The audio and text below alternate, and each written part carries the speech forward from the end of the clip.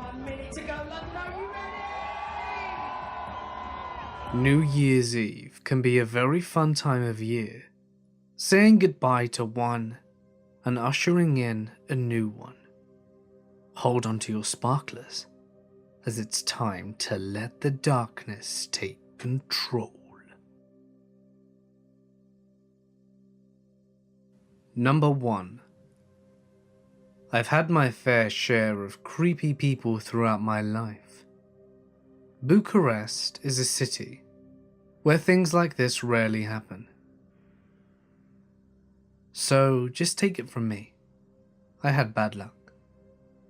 First of all, let me just say that I'm not your average scaredy cat dude who legs it when someone stares at them for a long time.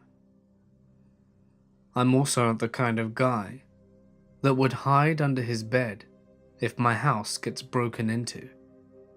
You better believe I'll stomp their asses with no regard for my own safety. Keyboard warrioring aside, there have been a few moments that I've had with total strangers that have been genuinely scarring and absolutely terrifying. I'm going to be talking about the most messed up situation that I've ever been in my life, and I profoundly hope that it never happens again. The incident happened 4 years ago before New Year's Eve. I was 18 at the time and had finished high school in summer with no activity and nothing else to do. So I decided to look for something I could do part-time with my limited skill sets and talents. The only thing I was remotely good at was playing video games and boxing. My mum found out about this casting job in a newspaper article back when she didn't know how to browse the internet, and she called and set up a meeting without really talking to me about it.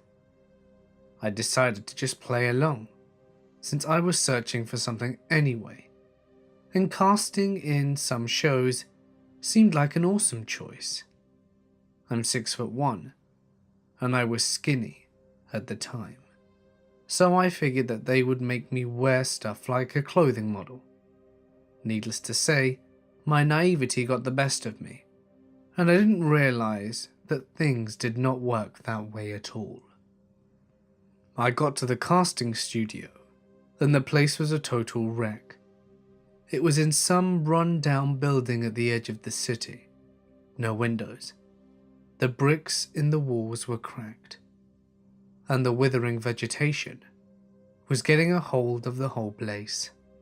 It was also strange that there were no people around, but I figured that since this was the city's edge and all, then it should be a normal sight. I realized that there was no front door, so I went down some stairway on the far end of the building, which led me to a rotten wooden door. There was no handle or anything, so I didn't even know if I should try and push or pull it with the tip of my finger somehow. I decided that it must be the wrong place, so I called their number, which my mum provided me with, and somebody answered. It was, well, she said she was a woman, but I thought she was a man at first. See, she had such a low-pitched voice. She was very sweet and patient with me, and told me that this was indeed the building, and that I should go in. I should try to hold the door and push on it a bit, and then pull it towards me slowly, so it wouldn't break the hinges, and not to be afraid when I go inside, because it's going to be pitch black. Apparently there's no electricity in the area, so I just needed to go forward until I felt another door, and that was going to take me to another hallway which was completely lit up, and then take me into their office. Now hold up. What kind of insane dumbass do you think I am to do this? I've watched too many horror movies to know that this is all kinds of wrong. The lady on the other side gave me a brief explanation of why the office was like this. Apparently, This was an apartment complex built in the 60s, but it got really wrecked after the 77 earthquake, which killed quite a lot of people because some of the pillars on the second floor were really unstable beforehand. So they had to close it, and no one has really done anything with it since. Since the casting company was really low budget, they couldn't afford to have a nice looking office, and to be in a good looking place, or at least a safe one. One thing I found sketchy is that somewhere in this conversation she said, "You're alone, yeah?" I thought this was a bit strange, as if she could see me somehow. Her story seemed legit though. I closed the door, opened the rotting door, and sure enough, darkness. I should point out that when I pulled the door towards me, there was a chair in front of the door, probably to block it from collapsing inwards, as it apparently swung both ways because of its state of decay. I activated my phone flashlight to look around, and it was just really empty. There were a few chairs in a corner, and a dirty white ragged looking tarp on the ground next to them. The door in the front had the same aspect of the rotting wood. I figured that they would at least renovate that one to make it look more appealing. I pushed the door gently, and it opened with a very loud creak. I think I should have pulled it, but this one didn't have handles either. Everything was still dark. I started questioning the system that they use and the fact that they're not professional. The lady told me that the hallway would be lit up, yet it wasn't. With my phone light still on, I scanned the room for clues as to where the office might be. I know how this must seem to you, listener. How did I not pick up on this incredibly sketchy situation? I'm just used to this. In the past, me and my parents didn't have light sources in our backyard. So whenever we needed something from the pantry, which also didn't have a light source, we would be in total darkness. This whole thing was getting on my nerves, so I deactivated my flashlight and decided to call the number again. As soon as I put my phone to my ear, and the light it emitted turned off, I heard a loud creak behind me. The sound of the rotting door I pushed out earlier getting back into place. I jumped at the sound and let out a sharp yell. I instinctively put my phone out, but the light the dial screen was emitting was too weak to see in front of me. "Hello?" I asked in a worried voice, but there was no response. But in a second I could hear the dial tone from my phone, and I hear a Nokia ringtone, the piano one, from the other side of the room from where the door had been closed. I stay silent for a moment, and the ringing stops. I have never been more horrified in my life. I crouched down and started moving along the wall to my left, as quickly and quietly as possible. I hear very faint footsteps coming from my right, but I couldn't tell if they're coming towards me. I formulated a very basic escape plan in an instant. I had a general idea of where the door was, and the footsteps seemed to be directionless. I took 2 coins of 50 bani out of my pocket and threw them at the corner of the other side of the room, and then booked it. I pushed on the edge of the door at first because I ran too fast and had no idea where the door was, and I pushed against it to get out the room. I tripped because I was expecting no resistance, yet a chair was blocking the other side. I heard scampered footsteps behind me and slight grunts. I get up and run away in the dark room with no regard to what I may hit on the path. I just knew the exit would be right in front of me. Sure enough, I hit another chair on the way, the one that I found blocking the door at the entrance, and it propelled me so hard that I bashed the door and knocked it out of its hinges. I opened my eyes and I was outside, so my first instinct was to scream for help at the top of my lungs. I look in the building and I finally see him. a tall, overweight man, probably around 300 pounds, carrying a cloth in one of his hands. He was wearing a white tank top and jeans or sweatpants, and I wasn't really paying much attention at the time, but the expression on his face was one of pure anger.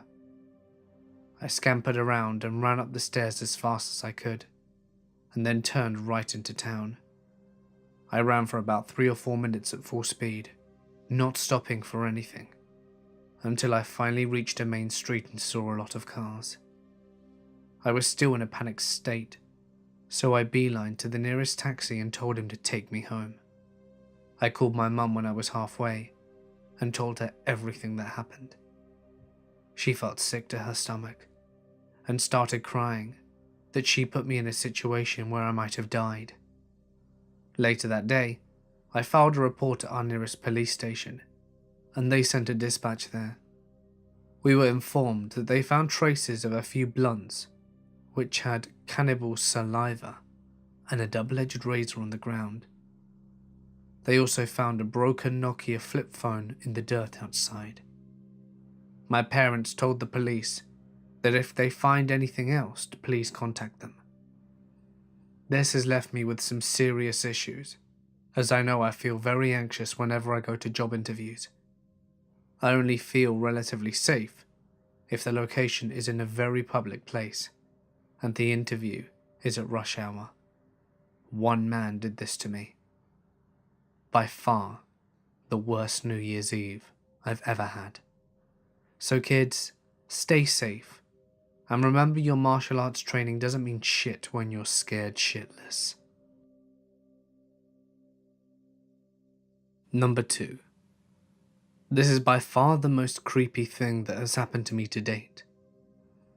I usually feel fairly safe in my town, but this one incident has certainly awakened me to the fact that no place is perfectly safe. It was this New Year's Eve just gone, when my friend called me and asked if I wanted to go to the New Year's Eve festival at the beach with her and her boyfriend.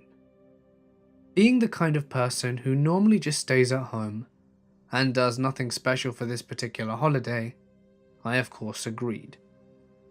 New Year's Eve in my town holds a festival at the beach in celebration.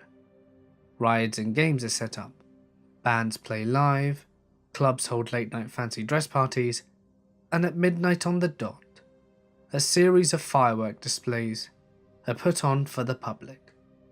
Normally thousands of people turn up, so the beach can get quite loud and crowded, but it's still a pleasant atmosphere all around. Before hanging up, my friend Jess asks me if I will pick up her and her boyfriend Tyler on my way to the beach.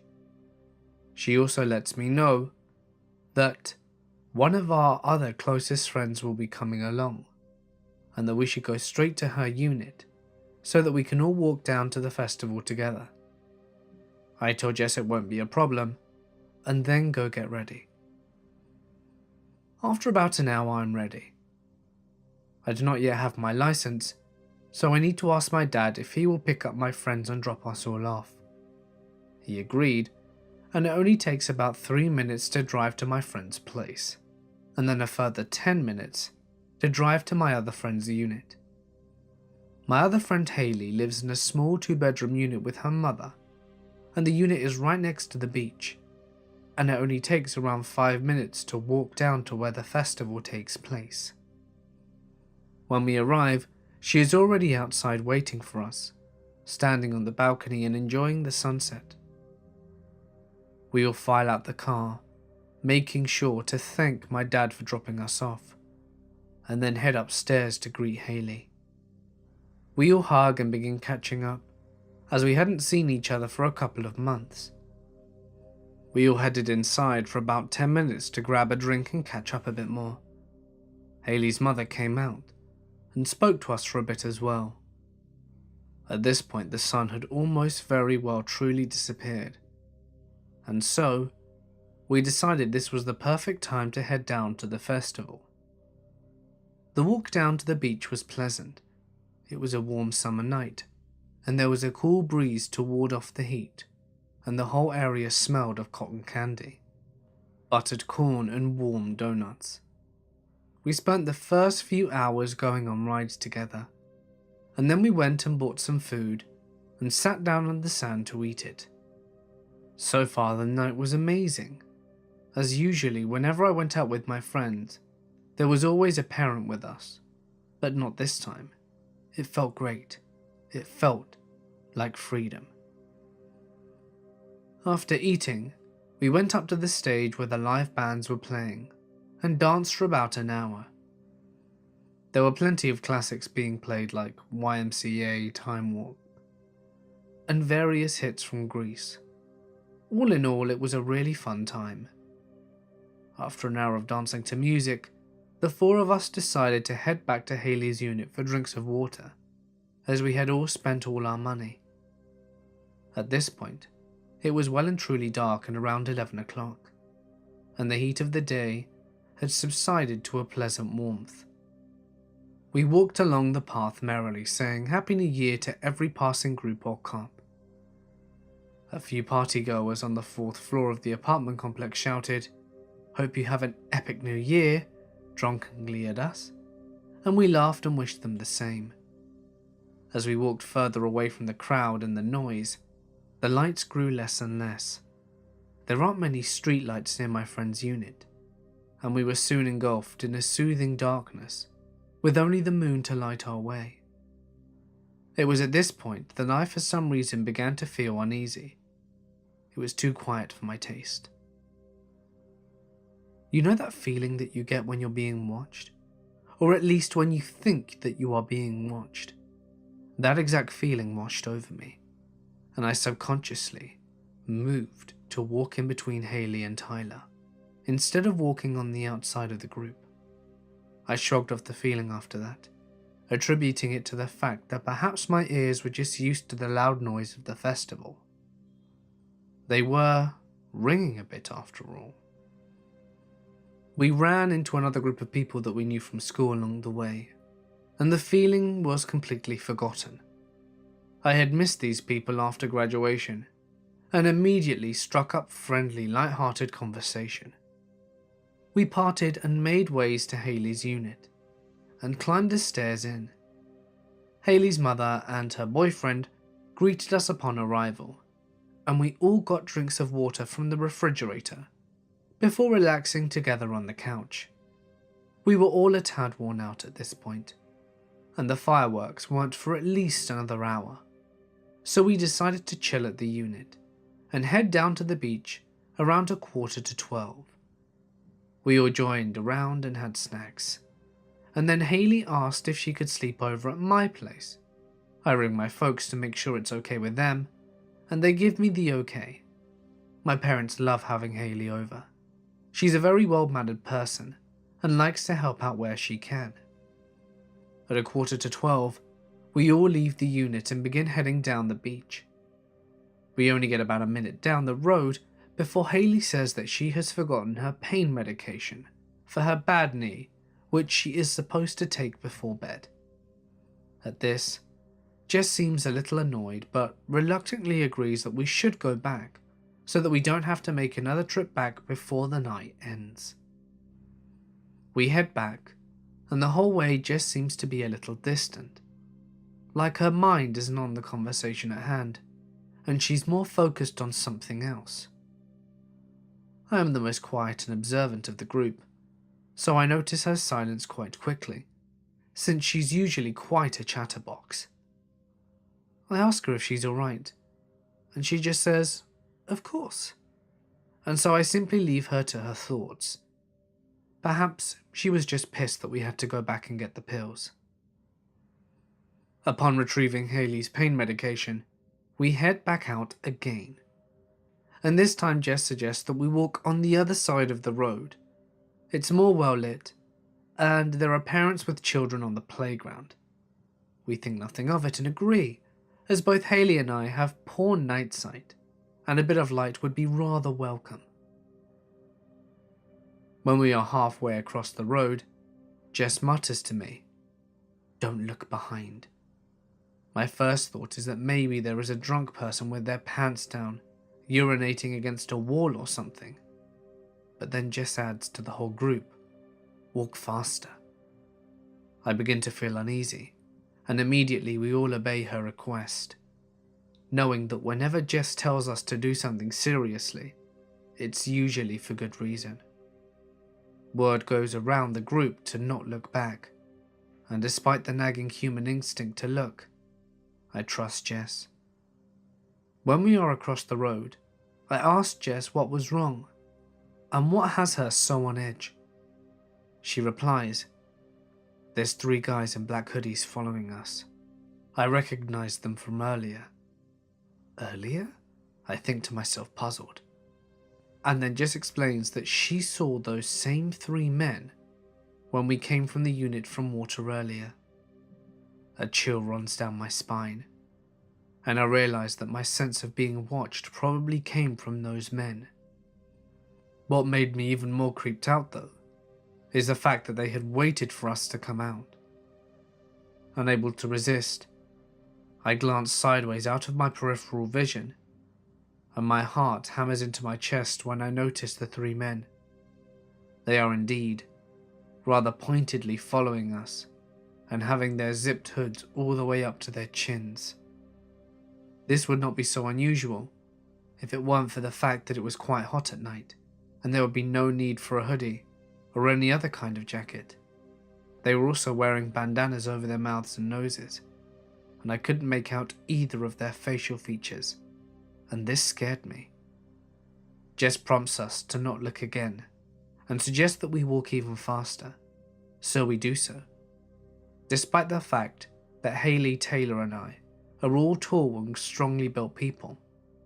I should mention now that we're 18-year-old females, and despite my build and reasonable strength, I understandably wouldn't want to tangle with 3 big, unknown men, dressed in all black with bandanas covering their faces. It crossed my mind that they probably thought we were good targets. Jess was short and thin. They most likely heard that Haley needed pain medication, and I walked with an obvious limp, as I have arthritis in my right knee, and Tyler had his hands full, being the pack yak, as they call it. Despite Jess's instruction, I can't help but give the occasional glance at the men, and of course they continued to follow us. They had even increased their pace to match ours, and kept looking over at us. I think they meant to intimidate us, as they made it quite obvious that they were staring. I ceased to look after realizing that they could probably tell we were keeping an eye on them, and instead opted to use my keen hearing to make sure they stayed across the road. I wasn't fond of this, as they could have had a knife or gun or anything. If they suddenly sprinted, at least we wouldn't be prepared. But I didn't want to provoke them more by staring. I am not a fast runner, and my stamina leaves much to be desired. At this point the path ends and gives way to bushes and shrubs. The brushland is quite easy to go around, but doing so would mean going closer to the unknown men following us, and none of us wanted to do that. So we all make an unspoken agreement to take a shortcut through the bushes. The bushland doesn't go on for very long, and it would take us straight to the festival where we could quite possibly lose these men. We head into the bushes, taking care to stay together, and watch for snakes, as summer is the season when the snakes like to come out most, especially at the beach. It's Snake City. About halfway through, we all recognize the sound of dried grass and leaves crunching underfoot, and then we hear rapid, heavy footsteps. We all broke into a sprint, not daring to look back at that point. We didn't have to look to know that those men were chasing us, and their confidence of going after 4 fully grown teenagers pretty much assured me that they were armed with weapons of some sort. We were not armed with anything, and quite frankly, we were all so spooked that we couldn't think straight. Our only instinct was to run as fast as possible. We made it out of the bushland, raced across the park, and slowed to a jog when we reached the crowd.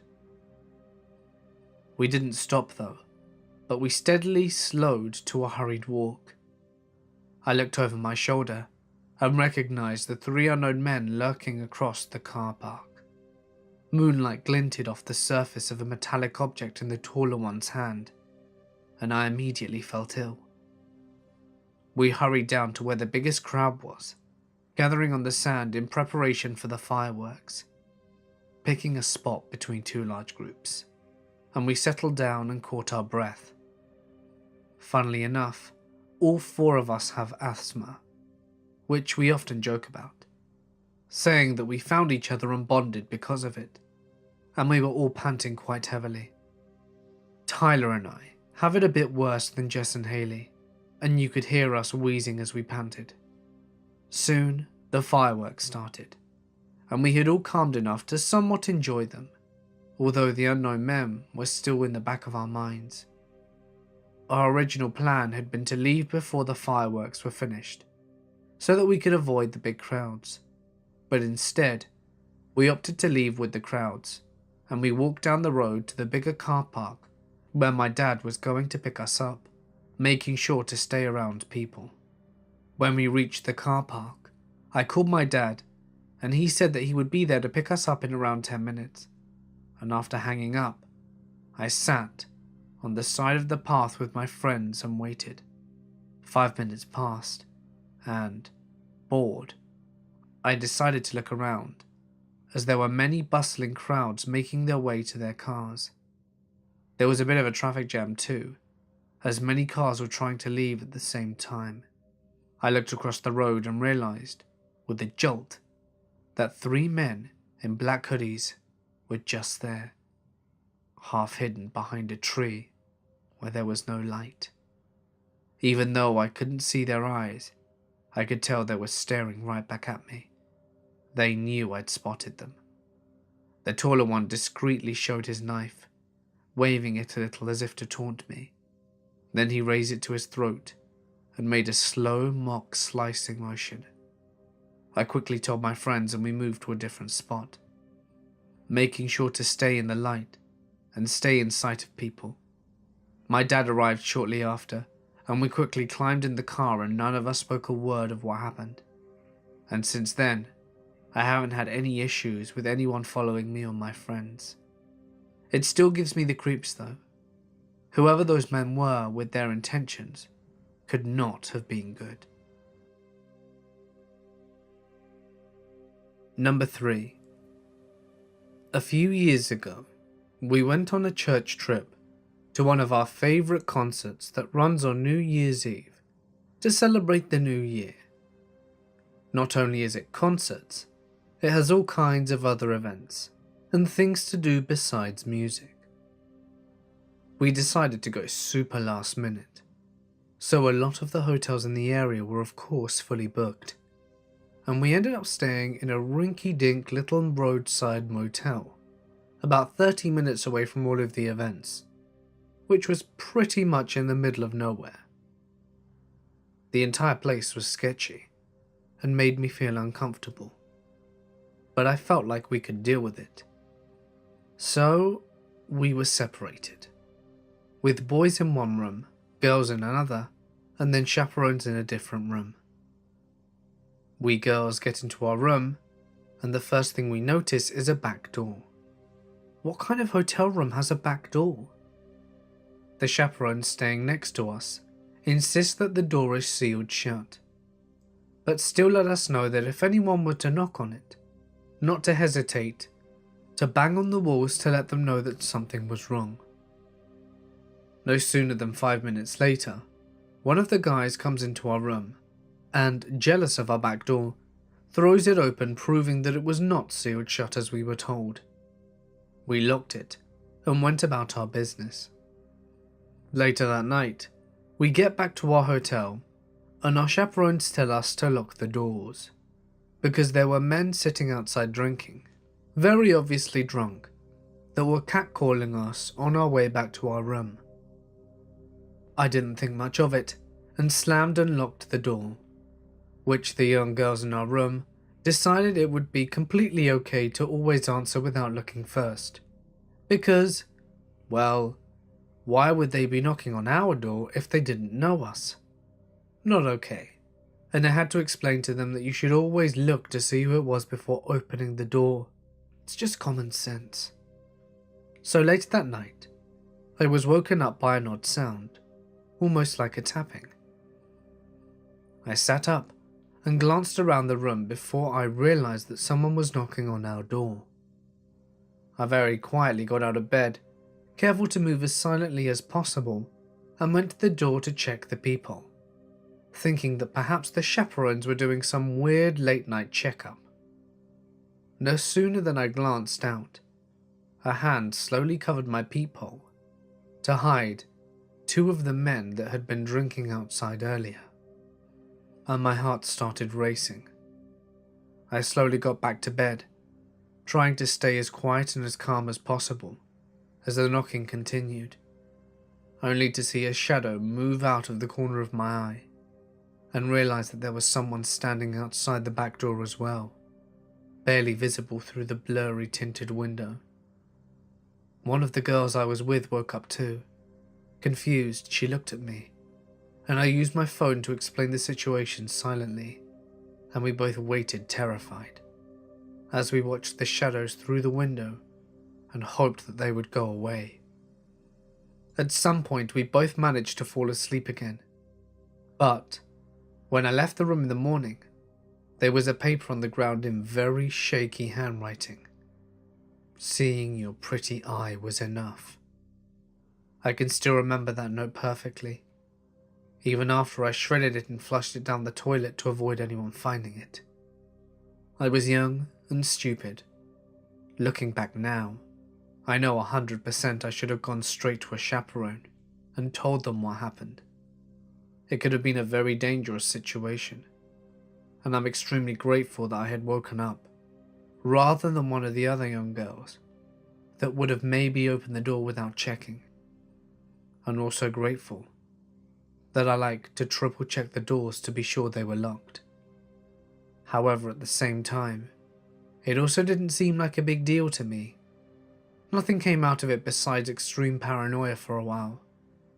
But all in all, the only long-term effect was a permanent fear of roadside motels. Number 4.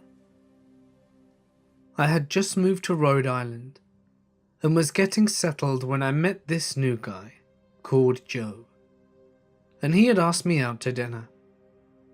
We had started hanging out a lot and eventually began dating. After we'd been together for a few weeks, he decided to have his friends Jay and Paul come over for dinner. So they come over and I cooked dinner, and we actually got along really well. So eventually, the night led to us all somehow sitting on the floor of the apartment and talking politics. The night was great. Jay had eye problems, so he can't drive.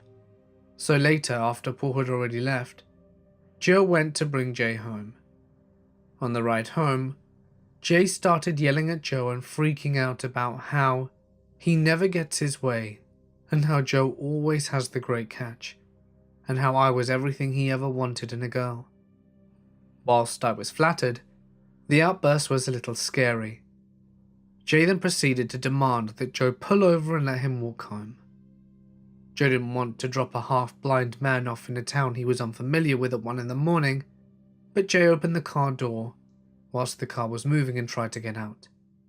So Joe finally pulled over and let him out.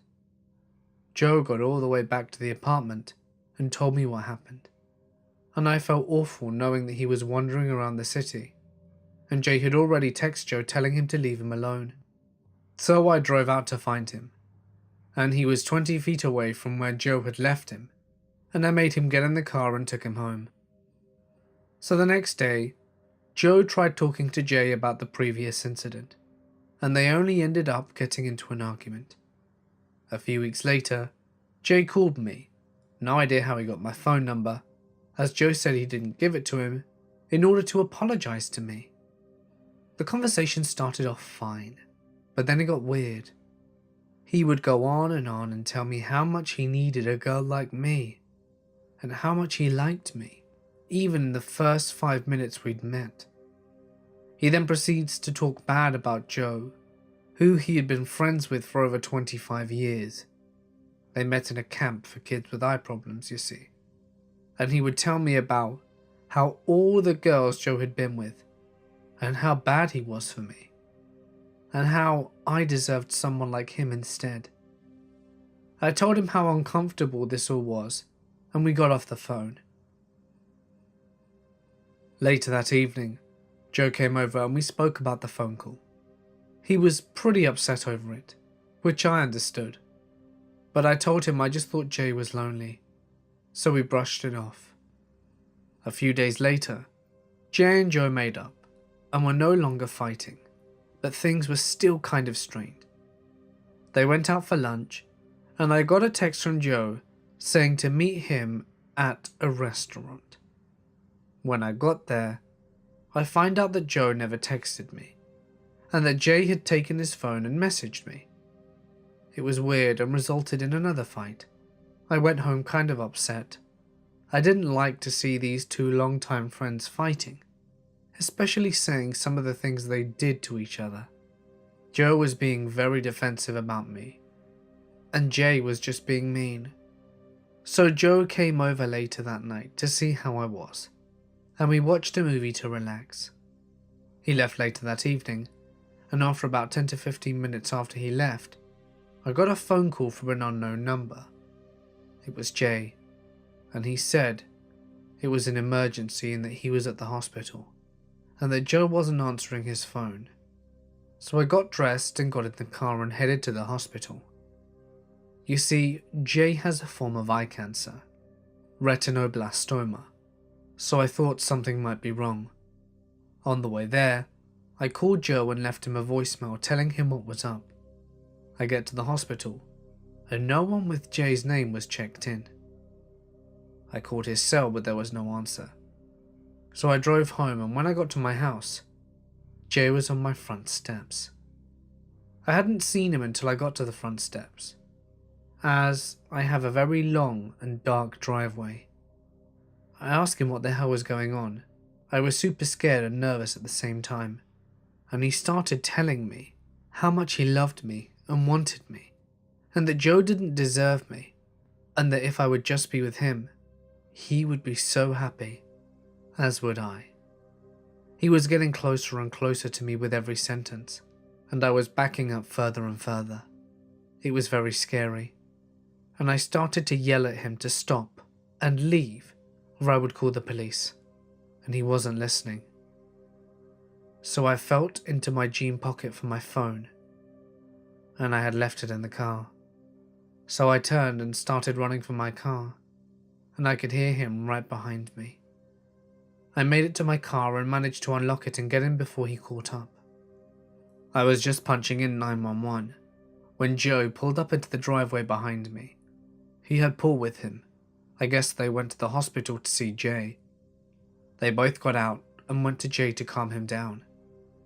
They finally got him to leave, and Joe was so apologetic, and Paul had no idea what was happening, because he didn't know any of the other details. They went inside to calm me down, and so that Joe could catch up Paul on the story.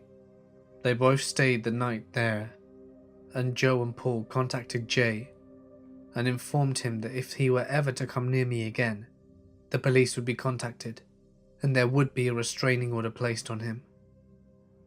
So fast forward a few months, it's now New Year's Eve, and the three of us had not seen or heard from Jay, and we were moving on from the whole situation.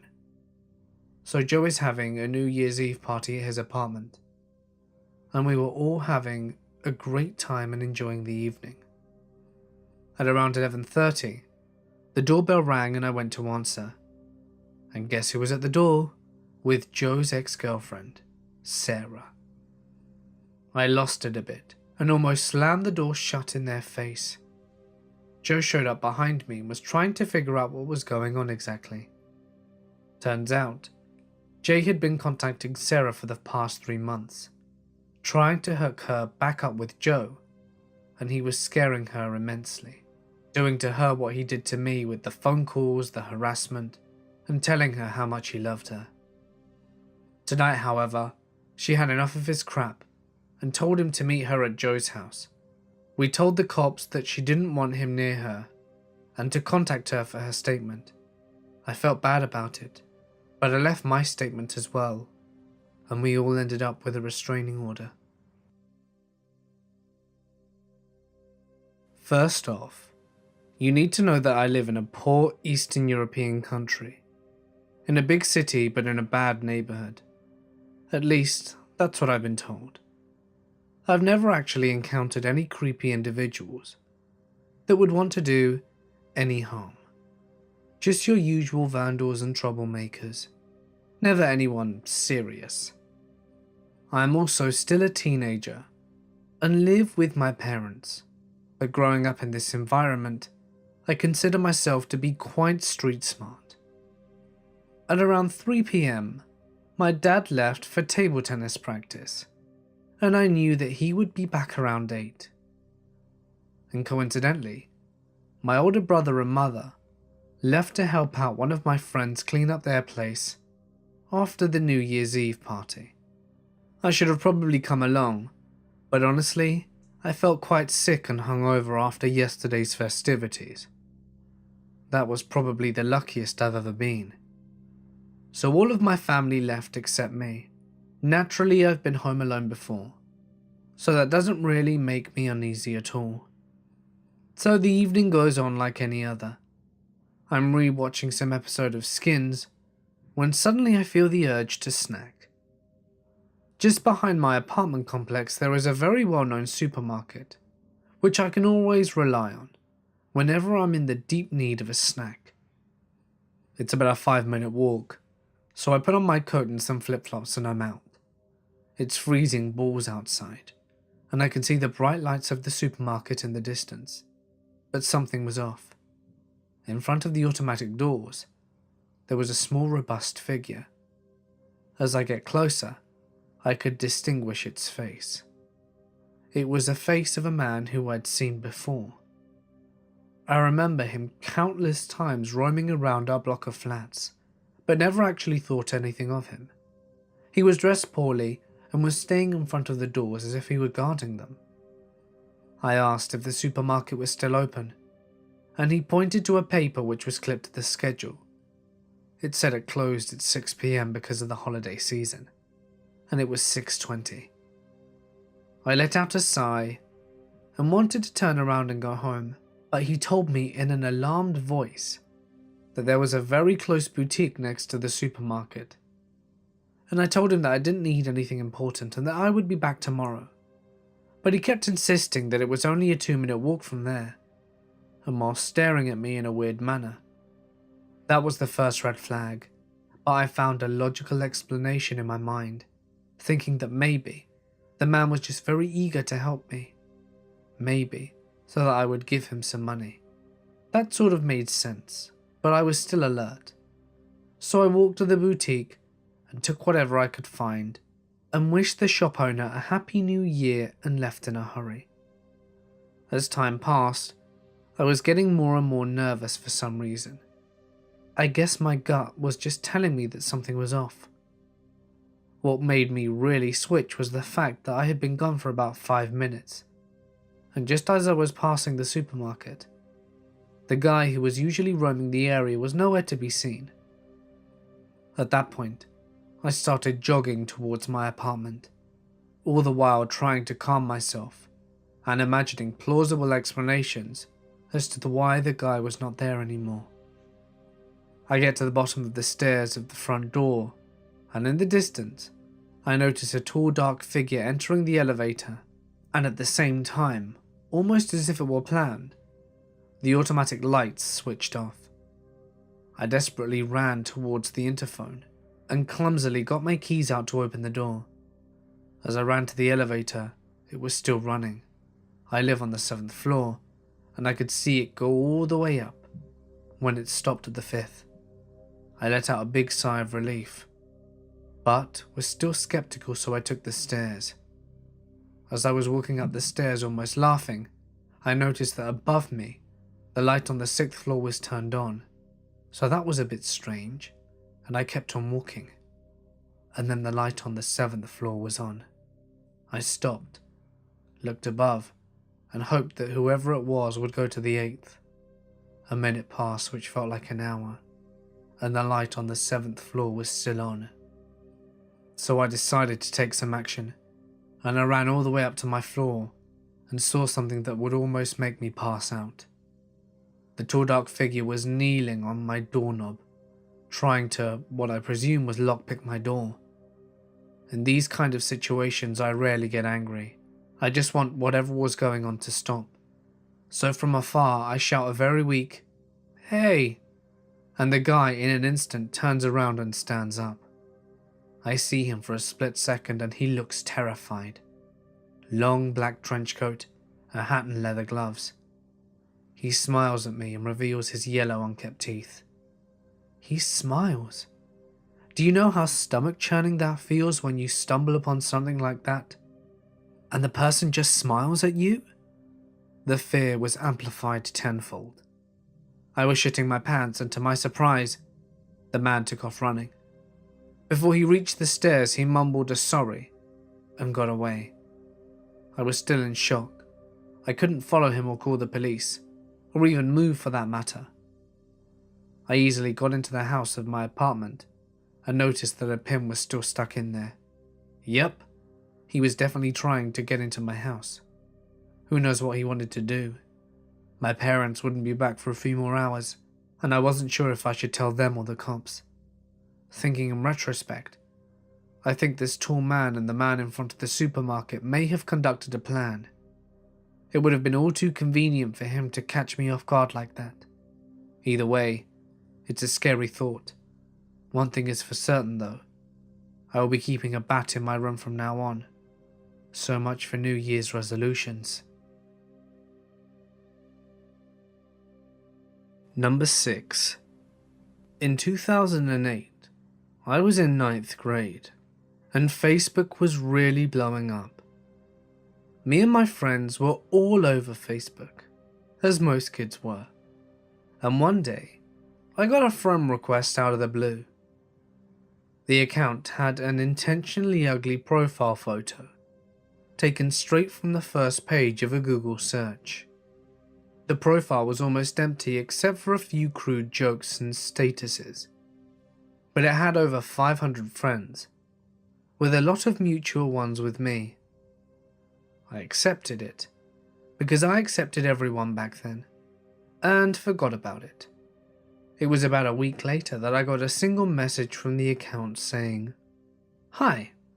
I imagine I replied something along the lines of, "Hello," and didn't get a reply again, and I forgot about it until I got another message. This time it said, "How was bowling?" My friends and I had been bowling the night before, but anyone who had me on Facebook could see that. After that message, all of my friends got a friend request from this account and most of them accepted. I got more messages that were all creepy but explainable. They'd be like, "I like your shirt," straight after I posted a picture of myself. None of this bothered me, and I just laughed it off because it was all information I had chosen to share on the internet. That was until I started to get messages like, "When's your mum back? What did you get from the shop?" After I'd been out, I assumed it was one of my neighbours watching me, until my friends told me that they were all getting similar messages, and that they were getting worse. They started to get worse for me as well. They included photos of my parents' car parked outside restaurants and shops, and one close-up of the house number at my door. My friends got stuff like photos taken of family members' profiles, and Google Earth screenshots of their houses, but nothing as bad as what I was getting. The creepiest thing I got was a photo of me outside of my school. It was clearly taken from the driver's seat of a car because you could see the passenger door. Neither me or my friends ever told my parents about this. I guess we thought we were old enough to handle it ourselves. Around this time, I got a BlackBerry for my birthday, and at the same day, I got a text from a 5-digit number saying stuff like, "Guess who?" and "New phone?" They were using one of the old websites to text for free. They continued for about 3 weeks, and then I told my mom I was getting prank calls and she got me a new SIM, and they stopped for a while. This is when it started getting a lot weirder. So I started hanging around with this kid who I knew from school, and he'd been to my house a few times with other people, but we'd never just hang out, the two of us. We would get the train into the city and just explore and usually end up in the park that's part of a shopping complex. We met with this group of people our age a few times, and they were in that park regularly. I really hit it off with a girl named Beth, who was part of that group, and we'd talk for hours. I asked her to add me on Facebook, and we searched my name on her phone, and when she found me, her face dropped. We only had one mutual friend. Guess who? She told me she'd been getting really weird messages about her and her friends for a few weeks around the time we met. For a few minutes, she was convinced it was me, and started getting mad until me and my friend showed her the messages we were getting. We kind of bonded over it, and she texted me and called me whenever she got a message, and eventually we got pretty close and sort of went on a date. We went to Nando's and walked in a park on the outskirts of the city.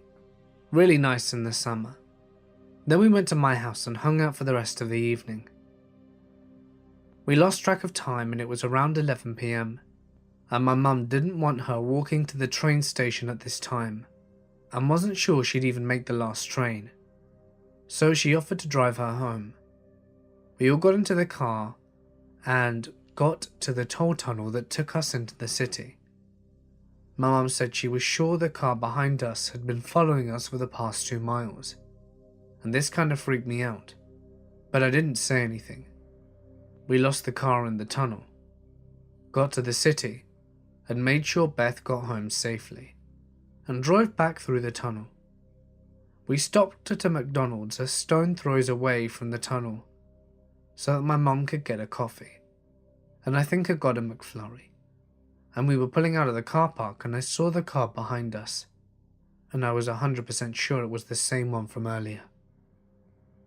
My mum didn't notice, but it definitely followed us from McDonald's all the way to our neighbourhood, then turned up a different street right before we turned onto ours, but I didn't say anything. It had been a long day, and I went to sleep straight away.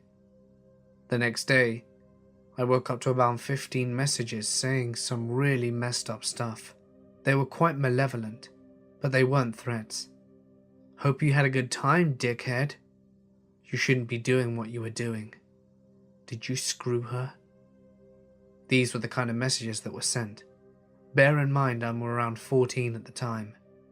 I didn't reply to any, and I didn't tell Beth because I really liked her, and I didn't want to scare her away by it.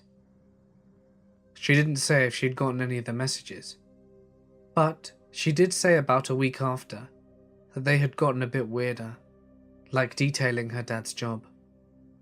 Eventually this person got my new phone number and started texting me daily. They'd detail where I was, who I was with, and what I was doing. I made sure there was absolutely no way this information was being shared on social media. My phone's GPS was always off, and I rarely uploaded photos of what I was doing. If I did, then I'd wait a few hours before I uploaded it. By this time, most of my friends had stopped getting the messages, but it was just me, Beth, and my friend Kyle. Me and Beth dated for a few months, and then we made it Facebook official. I got a lot more texts.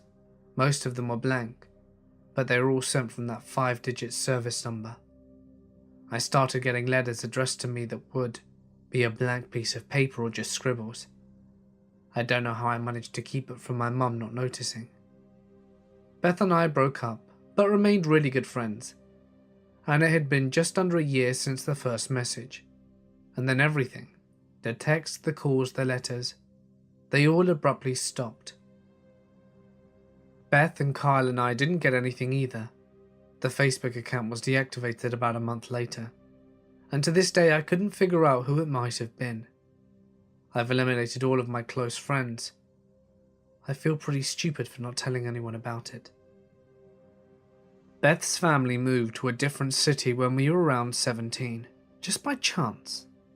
I saw her on New Year's Eve this year, and she told me that last year she and her former roommate had some guy stalking them, calling them in the middle of the night, banging on their door. She said they called the police, and the guy was arrested the second time he came to their house, but she didn't know anything about him. She just said the things he would say on the phone reminded her a lot of what our stalker would say to her. Could it have been the very same guy? Number 7. I am a fairly small girl, although I pretend my 5-foot-tall self isn't afraid of anything. I have facial piercings and brightly coloured hair with an attitude to match. I started working at a gas station in one of the smaller areas of my city in March of 2013. I was 19 and absolutely loved my job. I had lovely regulars and 1 or 2 creepy late night visitors every so often, but nothing I couldn't handle on my own. Shortly after, I started work at an ice cream shop and a barber shop, both owned by the same family, opened up in the same plaza. Super cool, right? One day in summer, the barber came over to the gas station, drove over one of the gas tank covers, and sort of flipped, leaving the pipe leaking down into the tank exposed. Because the gasoline is stored in huge tanks underground, any opening in the pipes leading to them is a hazard for many reasons: sparks, rainwater, etc. And of course, knowing the risks, I was worried. I walked out with him to the crowded parking lot and noticed he was looking at me funny. He said, "You look good today," which I shrugged off as a genuine compliment. Careful not to give him the wrong impression, I just nodded a quick thanks. I was uneasy about the way he was looking at me, but I didn't stress too much because there were people all over the place. I quickly kicked the cover over back in place, not really wanting to bend down before I thanked him, and I headed back to my spot behind the service counter, knowing there would be customers waiting for service. He came back in a short while later with a bowl of ice cream from his other shop and placed it down on my counter saying, "I'm sorry for pulling you away from work. I was just worried about someone getting hurt." I smiled and thanked him, moving the bowl over to the other side of the computer. I went to get my wallet and he promptly refused, saying all I needed to give him was a kiss. I laughed, thinking he was just harmlessly joking, like most of my elder clientele. And I joked, saying, "No kisses, but if I could, I would give you a hug," just assuming he knew about the rules of my workplace, as well as general not being a creeper. Following the little exchange, he told me there was some mixed up chocolate bars on the outside of the counter, as well as a couple of empty boxes. My work was always very picky about the display at the front, so without thinking, I immediately went over to fix them. I felt his hand graze my behind, so I quickly stood up and stomped my foot on his, saying, "I think it's time for you to get out of my workplace and go back to your own." I quickly made my way back behind the counter, and he thoroughly apologized, saying something about how he was just adjusting his apron and that he would never do such a thing. I started to feel a little like I'd overreacted, until I realized it was absolutely impossible for a vehicle to flip the tank cover. It clicked in my mind that the covers are made to be driven over, like the sewage drain covers, and that without some serious force, they would not move unless lifted with the gasoline delivery pickaxe thing. The barber had obviously kicked it in to get my attention, and I repeated my requests for him to leave me alone, and he grabbed my arm. He said it in a very menacing sort of way, that I would have an affair with him, before smiling and walking out the door. I threw out the ice cream right away, not having touched it, and went back to my business, trying to keep myself calm.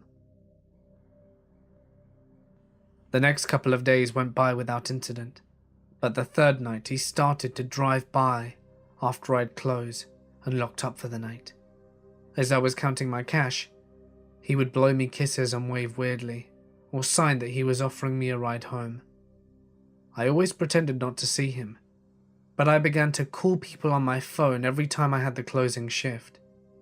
It escalated when I thought I saw his vehicle parked out back by the garbage bins, light off, and in the dark, with someone sitting on the driver's side. I called the police and explained what had been happening, telling them I was afraid for my safety. They came quickly and found out it was just some kid smoking dope in a vehicle that just happened to be the same make and model as his. But I felt better knowing that they had been made aware. After the police report was filed, he didn't bother me for a couple of weeks. Thinking it had stopped for good, my boyfriend took me over for an ice cream date after checking to make sure he wasn't in for the day. The next night, I was with my friends about 5 minutes before closing. He stormed in, practically threw a bowl of ice cream at me, spitting, "Have a great night," and angrily rushed out. I was very confused and scared, wondering if he knew we'd gone to the shop. The next day, he walked by the pumps and looked around at each camera, and then back at me with a smile and a wave. I saw on the other cameras that he was looking at the ones around the building as well. I called my dad and he picked me up that night. After that, I decided I'd had enough for the day, and I went into his barber shop with an RCMP officer I knew very well. I told him he was no longer welcome on the gas station premises, and that if he came back when I was inside, the police would be notified. He started off by acting confused and a little hurt, and that I was making such awful accusations, but ended by yelling at me and telling me that he would find me and hurt me because I was a slut and would get what I deserved. I was scared because besides the one small joke I made it clear to him that he was not welcome anywhere near me. I quit my job shortly after that and haven't hung around the place besides the time I need to stop in and get gas in a rush. A few weeks before I quit my job though, whilst the creep was hanging out, another man walked in. Noticing I was uncomfortable, he waited for the creep to leave before asking me if I was okay.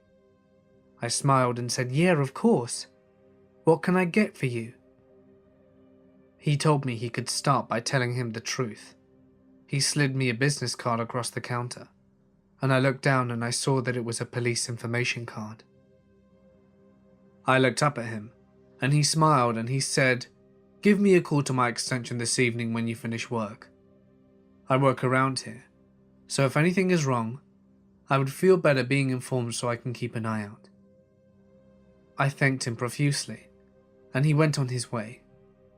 Later that night, I called and filled him in, but asked him not to file a report because the police had already been notified prior to my phone call to him. The next day, he came over to my house to take another statement and give me information for what I should do, like press charges or try for a restraining order, as well as give me case numbers and other pertinent information about the creep. He met my dad, and they talked about being a police officer for a while, and then we all sat down to discuss the situation. My laptop background was a slightly sexy Halloween photo of my boyfriend and I, where I had my leg up a fake gun and was dressed up as a sexy Eagle Scout. I completely forgot what my background was since my laptop had sat unused for a couple of weeks, and he made a lewd comment about not wanting to see any of my homemade videos that my boyfriend and I had made. It made me feel quite uncomfortable, but I shrugged it off. I quickly opened a Word document and wrote down what he told me, whilst Googling the barber and giving him information on what I was finding. It turned out that he was in a lot of trouble for fraud, theft, and a few other things. After a few weeks, I told the barber to stop coming into the store, and it led to a rather huge altercation at his barber shop. so I decided to just drop it. It wasn't worth the anxiety it was causing me, but I kept talking to the police officer, who would drop into my work or send me a text every so often to ask me how I was doing, and if everything was okay. I appreciated his concern, since it made me feel like I could count on him if I was ever stuck, you know? A few months later, he sent me a text asking how I'd been since leaving the gas station, and how school was. He told me it had been so long he didn't remember what I looked like. I just said, I'm still an angry punk rock metal lady. And he said, "Aw, send me a photo." I felt really uncomfortable, so I never replied, deleting the conversation and going about my daily activities. I didn't hear from him for a while, about November, to shortly before New Year's. It was just before New Year's Eve, and I was on my way to a doctor's appointment to confirm some pretty sad news, when he sent me a text asking me what I was doing for New Year's Eve. I didn't reply then and there, but a few days later after New Year's, I told him it was good, and he asked me if I'd gotten lucky. I told him that was inappropriate and unacceptable, to which he responded, "You know, you'd be a lot less grouchy if you got laid regularly." The way he said it, along with a winky face, made it obvious he was insinuating that I go to him for that. I was so angry and scared, since he knew where I lived and worked, as well as where I went to school. I deleted the conversation and blocked the number. I called my boyfriend that night, and cried about it to him. And he gave me a ton of shit for not being smarter and not keeping it. I even tried calling Apple in California to see if they could do anything to retrieve the texts, since they're all stored internally anyway.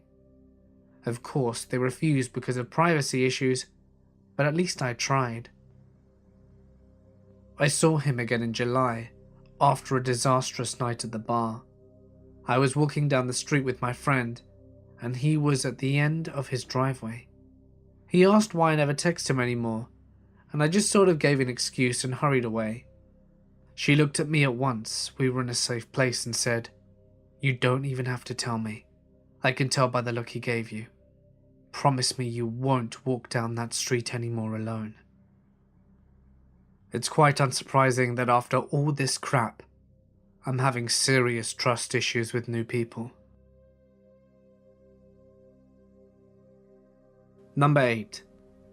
New Year's 2009, going into 2010.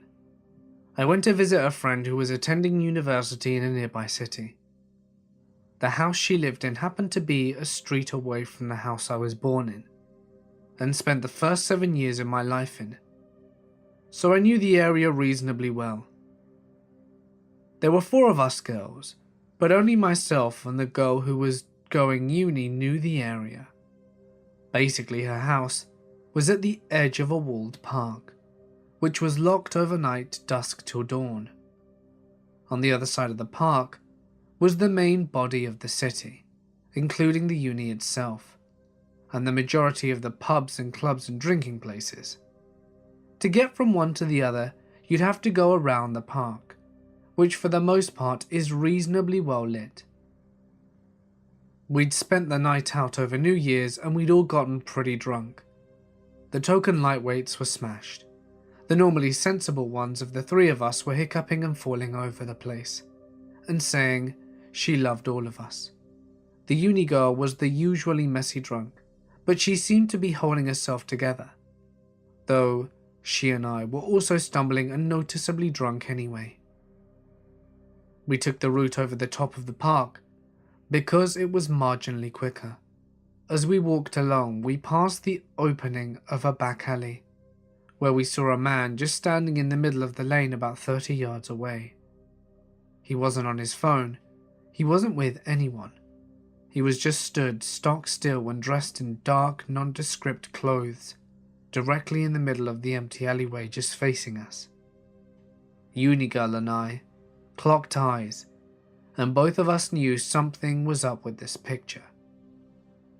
Sensible girl drunkenly decided it would be a great time to yell Happy New Year at the top of her lungs and enthusiastically wave at him. Unigirl and I dragged her away from the alleyway and quickly marched both of them onwards. The Unigirl asked me if he was following us, and my heart stopped as I turned my head and saw he'd left the alleyway. We sped up. Now Unigirl and I realized the predicament easily. We were closer to the front entrance to her house. It was terraced, so a huge row of connected houses. But that could mean that the man, who was casually walking behind us, but definitely gaining, would almost certainly know where we were staying and which house my friend lived in. We decided to take the risk to go around the back, and luckily lost him before we got to the alleyway entrance, so he wasn't 100% on where we'd gone, or into which house we'd go into. Uni and I got the sensible girl and the lightweight settled down, and began sneaking looks out the front window curtains, only to see him walking up and down the road on the other side, quite obviously peering into windows and looking at lights that were on in the houses. Our skin crawled, so we phoned the non-emergency police number and told them what happened. They sent a car around the block, and we saw the dude quickly disappear after that. The next morning, we told the other two what happened. They had no clue the danger that we'd been in. We had the TV on in the background and the local news came on. A girl had been separated from her friends whilst drunk the night before, and had been attacked and raped in the same road we saw the man in the first place. Collectively, we were shaken by what could have been. The second part occurred when I happened to move back to the area in 2014. By then I'd totally forgotten about this episode, so I was trying to settle into my job, which had brought me back to the area. I was again on the other side of the park, this time at the bottom, and my new house was a few roads back from where the uni girls had been. So I basically would walk this same road every day to and from work, through the park during the daytime, and along the lower wall of the park at night. I would work late on some days, with my hour rota until 11 PM, but often I wouldn't leave to walk home until 12, 1 or even 2. It was a shit job. They kept putting me in on Friday and Saturday nights, which I didn't mind at all, but then 2 Saturdays in a row, I felt like I was being followed by someone. Though both times I was able to go into a shop to lose them, or to get a friend who lived on their way to come outside their house and chat with me, until the person following me turned around or went a different way. I wasn't rotated for weekends for a little bit, so it didn't escalate. And it didn't happen on weekdays, so I thought I was being paranoid. A couple of months later, however, I stayed late at work on a Friday again. It was around 1:30, I was exhausted and ready for bed. I was sleepily wandering my way home, not really paying attention to my surroundings, when a man from the other side of the road crossed towards me. I was immediately alert, wondering what he wanted. He asked me if I had a light, but I said no, I didn't smoke and kept walking. He kept going in the opposite direction behind me, but then I heard his feet turn and his footsteps follow behind mine. I just kept walking. Maybe he was going home for a light. I took my next turn, and sure enough, so did he. We were walking alongside a fairly busy main road, well lit, which had cars going next to it every few minutes. But I was about to turn into a much quieter residential area, where the lights were less frequent, and there wouldn't be cars going past unless going into a house. Not wanting to be paranoid, I decided to do a test on whether this guy was just innocently heading home or actually had another purpose for turning around behind me. This was, by the way, when my brain decides to remind me that we are literally walking right past the house where the first incident occurred. I turned into the residential area.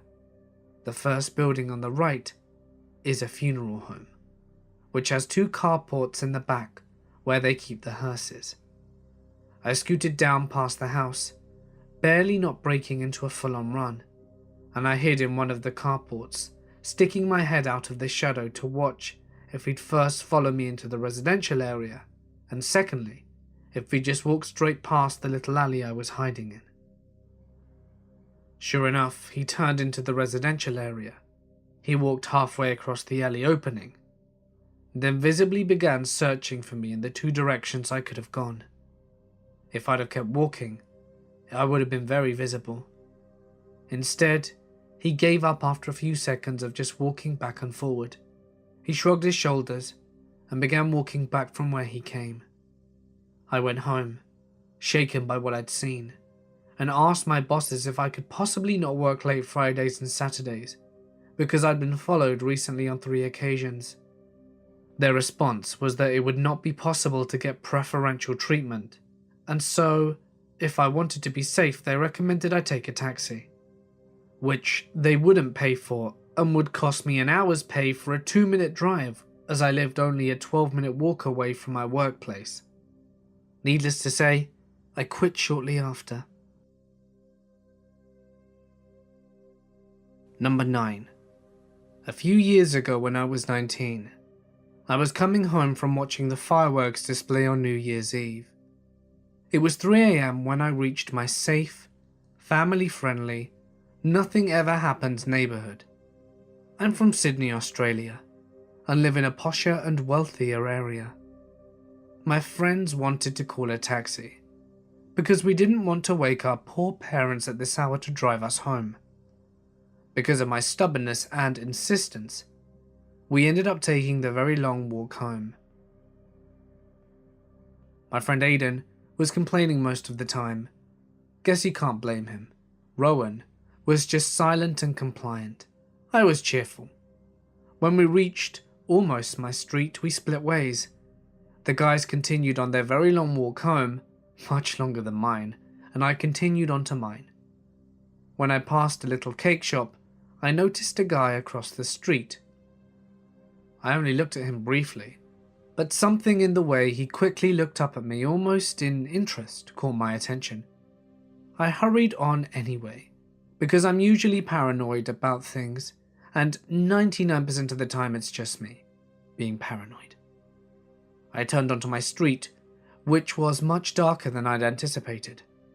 This was around 3:15 AM, mind you, and as I passed the bowling club and the oval, I kept looking behind me just to make sure. It was getting quite cold and dark, so I started feeling creeped out, but there was no one behind me. No one anywhere I could see anyway.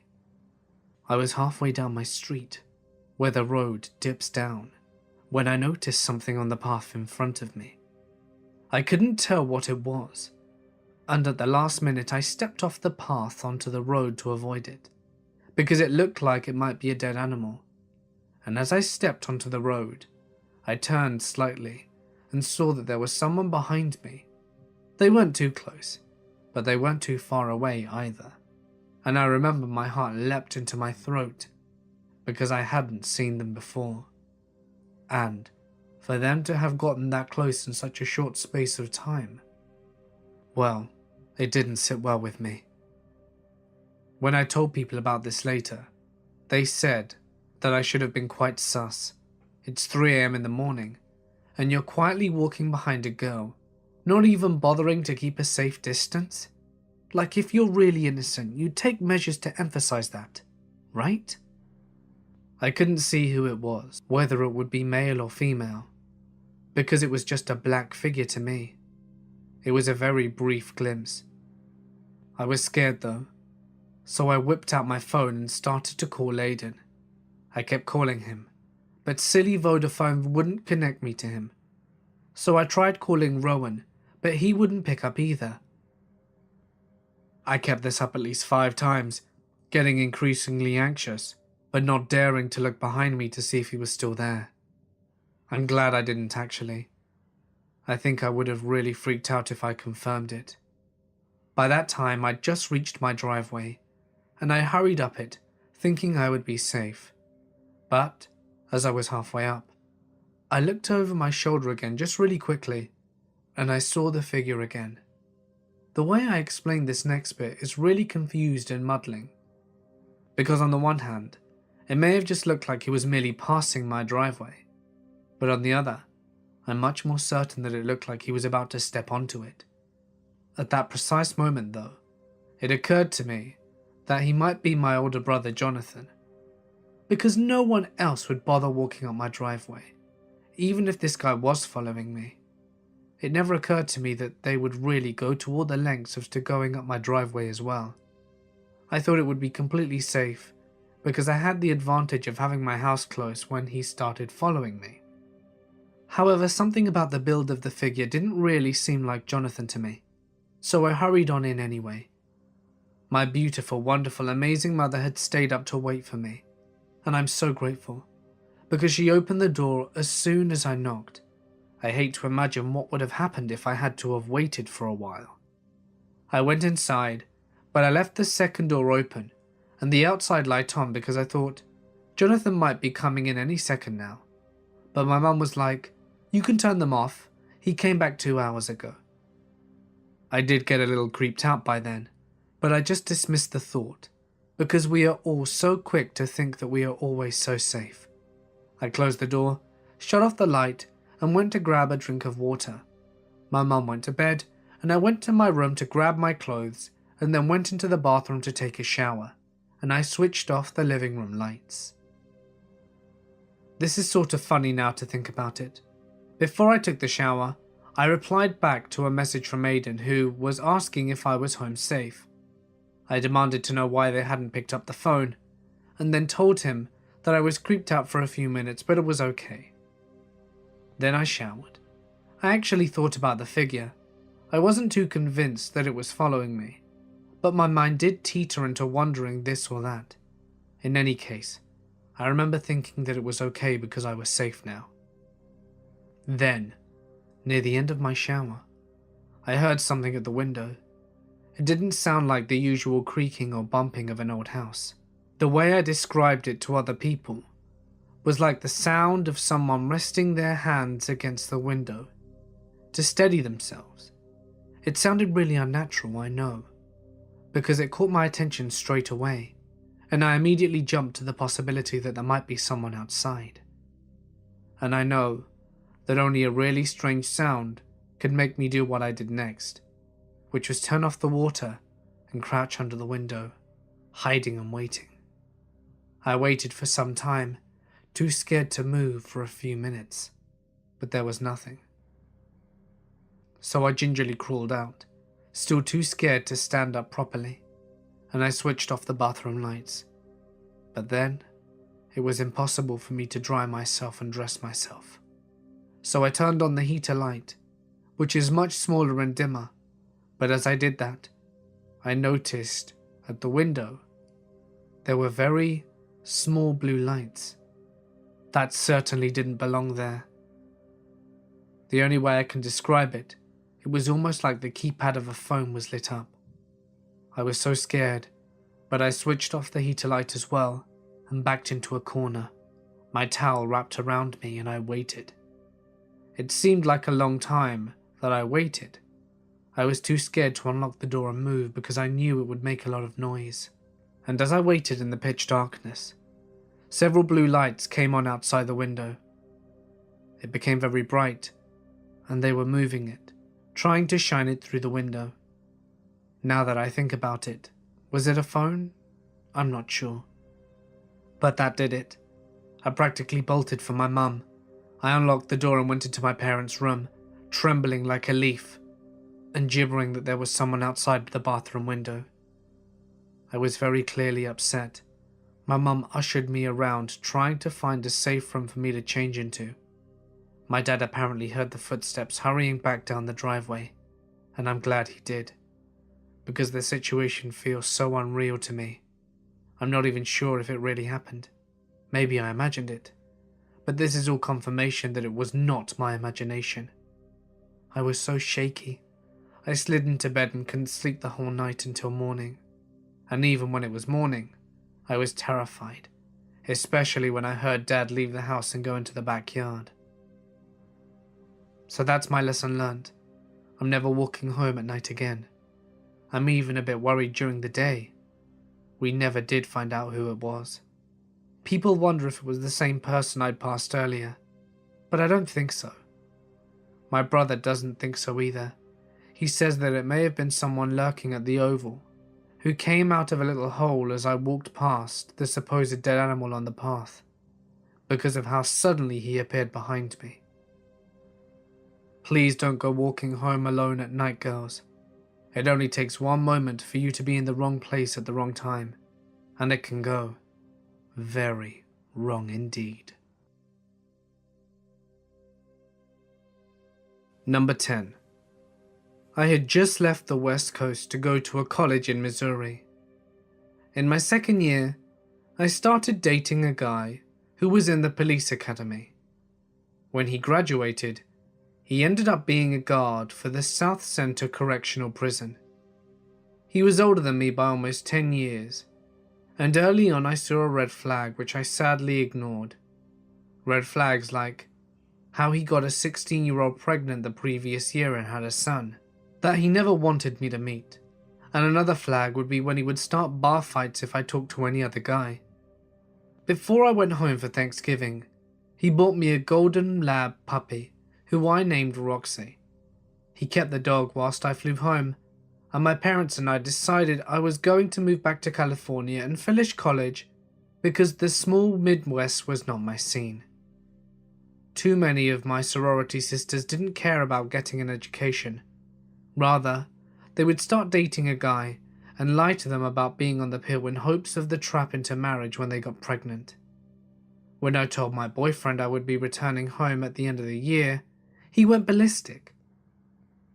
I mean really crazed. He would call me non-stop, yelling and then crying and then threatening. And he threatened that if I didn't come home, he'd kill the puppy. When I returned, I asked where the dog was, and he said that she got sick and died. Later we went into his parents' house for something, and his mum pulled me into a private room and told me how he ran over the puppy with his truck on purpose after our phone call on Thanksgiving. A few weeks later, after final exams, my mum flew down to help me pack my car and to be shipped home. On the last night, my boyfriend came by my hotel for our goodbyes. He had tried everything from proposing with an ugly, cheap-looking Marique diamond ring, with my response being, "Did you get it from Walmart?" Where he said, "What does it matter if I did? It wasn't for you anyway," as he threw it in the back seat. I was firm in saying we could try long distance, but I was moving home and was done with Missouri. He then locked the doors of the truck, grabbed my purse, and put it on the driver's side seat and proceeded to drive off with me in the car. His home was a 2-hour drive from the hotel in a small trailer park town near Roller. I pleaded and begged, my phone was blowing up, which was probably my mum, and I said she would call the cops. "And tell them what?" he said. "She doesn't have my plates or know where I live. Plus, I am a cop." When we get to his trailer, he locked up my purse in his gun room. It was a very rough night that I've blocked from memory, so I won't share any of the details, except I remember being naked and tied up. In the morning, untied, he made me breakfast and said that he had to go to work. I asked him when I could talk to my mum. I even tried playing the game, where I needed to call my mum and tell her the good news that I would be staying here with him. He smiled his creepy lip smile, and he said he would discuss it later and that I wasn't going anywhere. When he left, I quickly got dressed and tried the door. It was locked from the outside. He had put a padlock on both doors on the trailer. There was no one around for miles, except for his aunt, who also had a trailer on the property. So I broke the kitchen window and climbed out. I ran to her trailer and pounded on the door. I didn't know her other than the occasional wave, and said, "I'm Kevin's girlfriend. I need to use your phone, it's an emergency." I pushed myself into her door, because she was going to let me in whether she wanted to or not. I called my dad at home, because I couldn't remember my mum's cell number, and told him I was okay. Instead of concerns from my parents, I got yelled at that I would miss my plane, and made my mother upset that I disappeared to go off with my boyfriend. My parents didn't quite understand what I had just gone through. I tried explaining again, but I was too scared Kevin might come back early, so I asked his aunt to call his mother. She hesitated and then called her saying, "There's a strange girl here who says she needs to speak with you." I explained the situation and that my purse was locked inside. She said to hang tight and to keep the drapes shut. The aunt was an old lady and not much of a talker except for the occasional remark about Kevin being an angel. When his mother finally arrived, she had my purse. I didn't ask how. My phone, of course, was dead, but luckily I was alive with an escape plan. His mum drove me the 2 hours back to the hotel, and she didn't say much, and when she did it was about her son being special, and he was a sweet boy with good intentions, and something about when he had an eye on something pretty, he usually had to have it. I knew I needed to get out of the state ASAP. I finally got home, and my parents didn't quite understand the fact that I got kidnapped. They aren't typical loving parents, I know others have, but they understood quickly how Kevin was a problem. Luckily he didn't know where I lived, but he got hold of the house phone number and called non-stop. Both my cell and phone number were off the hook, and my voicemail box full. My dad and I went to the police station and filed for a restraining order shortly after. I started dating someone new, and posted on Facebook that we would be going to Disneyland, but last minute we changed plans and headed to go skiing at our friend's cabin. That same week, my father got a call from his private Disney club that a man had been asking for me every day waiting outside the entrance. It was Kevin. My father told him it was my stalker, and thanks to the power of Disney, security escorted him off the grounds and he was put in the Disney blacklist forever. Finally, during a New Year's Eve party, I heard about him from a friend who lived in the same town where Kevin had gotten a 15-year-old girl pregnant right after I had left for California and he ended up marrying her. It scares me to think about what could have been and how lucky I was to escape. Kevin, let's never meet again. Hey guys, it's Mort here, and thank you so much for listening. Happy New Year to you all. I don't know if you all do New Year's resolutions, but mine certainly are to upload more frequently and make those longer videos you guys enjoy so much. What will yours be? Feel free to share in the comments section below.